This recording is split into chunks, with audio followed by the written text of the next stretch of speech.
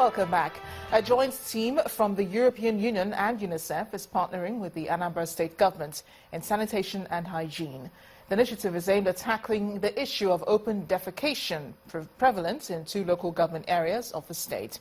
The leader of the delegation, Dr. Kabiru Abbas, called on state authorities to create more awareness on the need to show more concern for the environment. The aerial view of Anambra State shows an active and densely populated area, given the industrial nature of some cities like Onitsha, Nnewi and Awka, that encourages influx of people and businesses into the state. Across most communities, the growing population has resulted in huge environmental sanitation and hygiene challenges. Because of this, the government has initiated programs to improve the existing ones. The EU and UNICEF team visit Governor Willie Obiano to intimate him on the endorsement of his wife's program.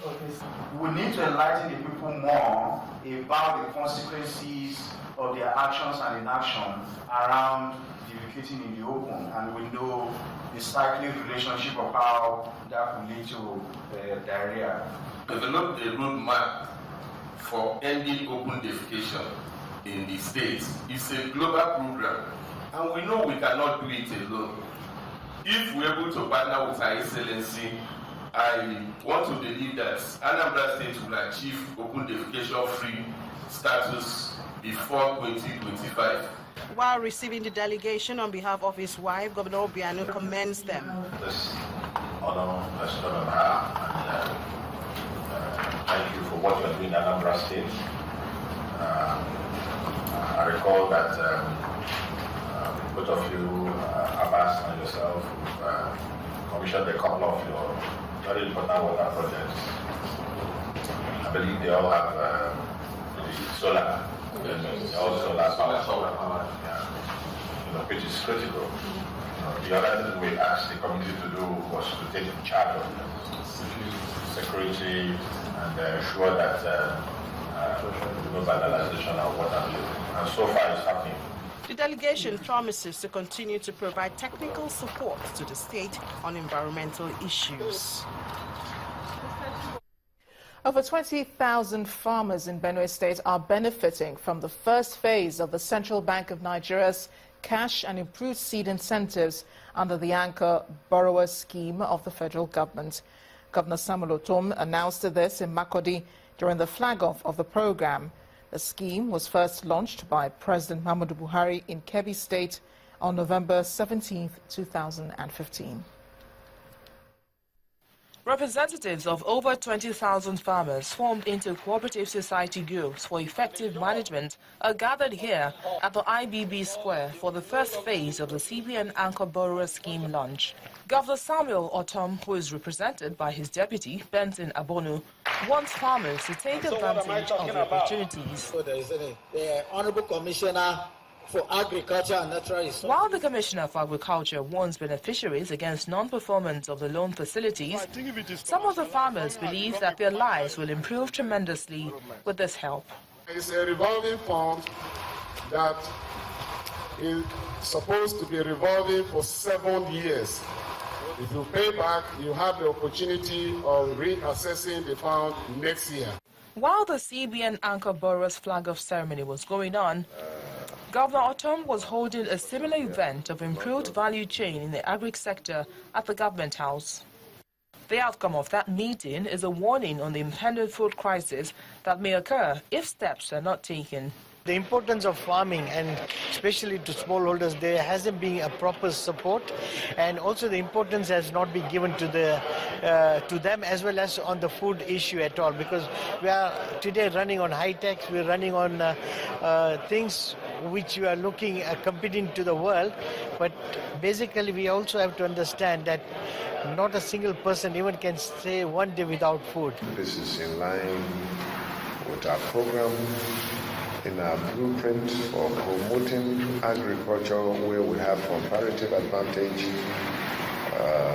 also industrializing, because right from day one we identified that it's looking at the entire value chain in agriculture, not just producing or selling, but looking at the entire value chain, right from seedling, cropping, harvesting, storage, processing, and marketing. Agriculture is one of the key income and foreign exchange earner. The President Muhammadu Buhari's administration hopes to diversify the mono economy of oil and gas, which the country has relied heavily on, but a lot is expected from the food basket state, which currently accounts for 30% of Nigeria's food production. And Wawada joins us now. She has business news.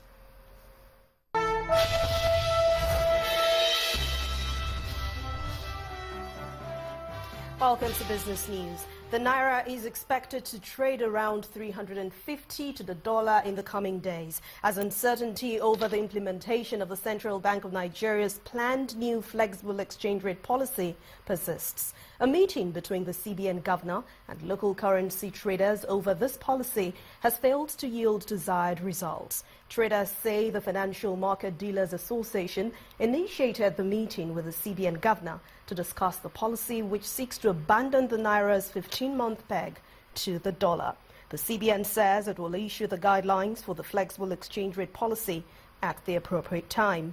The local currency retreated to 350 to the dollar on the parallel market today from 360 last week.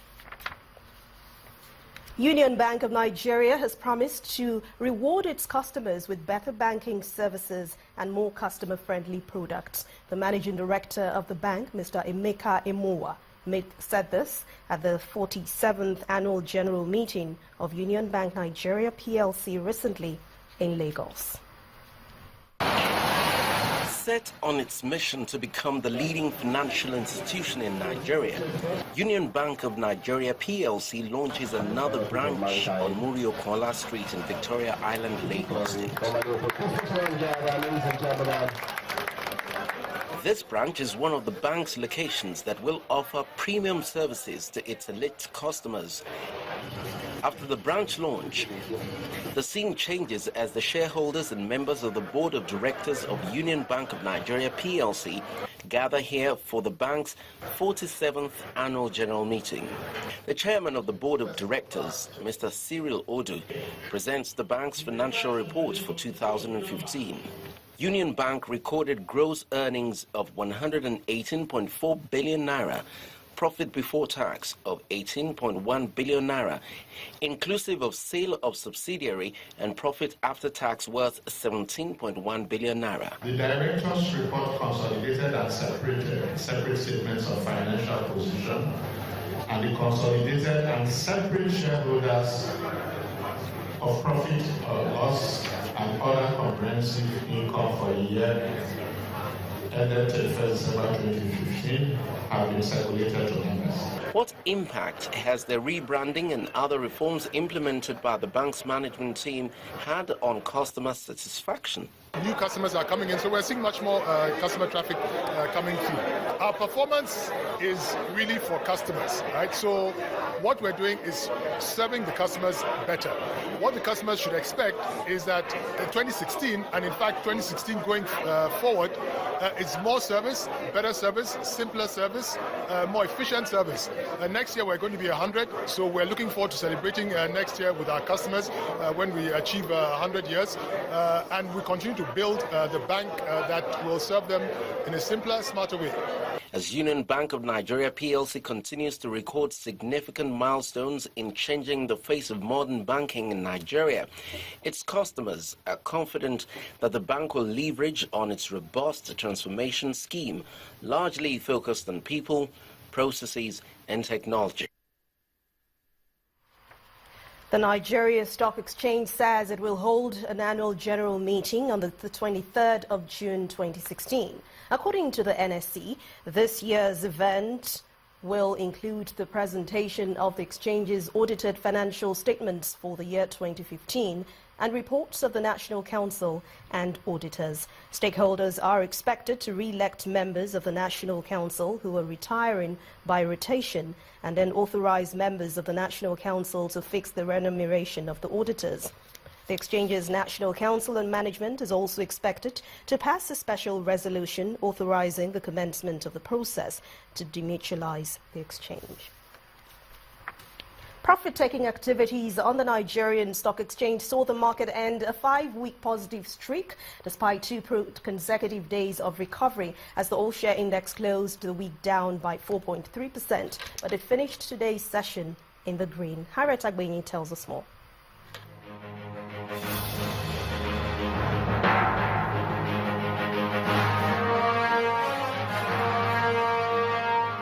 Thursday equity gains was firmer today as the local market continued north on the back of big listed banking shares. The total market capitalization closed higher at 9.49 trillion naira, while the all-share index added 1.66% to finish at 27,634.42.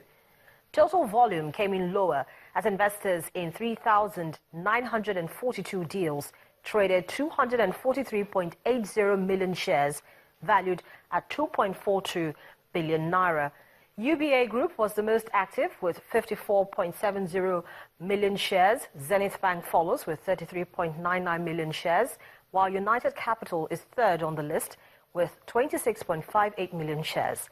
Market breadth improved as 32 equities recorded percentage gains led by UBA, FCMB and GT Bank. Small cap stocks, University Press Limited, Transnationwide Express and Vitafoam were top losers for the day. And that's it on today's trading figures. I'm Harriet Agbenyi. Thank you, Harriet. All Asian markets were mostly higher, but US and European stocks dropped sharply at Friday's close following weak US jobs report for May. But let's see the closing figures.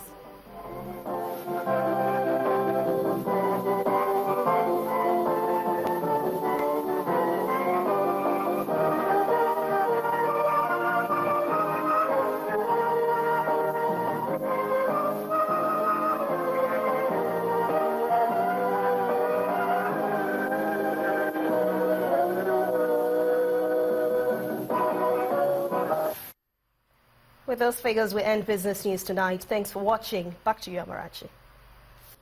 Thanks a lot, Anne. Still ahead on the news at 10, Andy Murray becomes the first British man to reach a French Open final since 1937.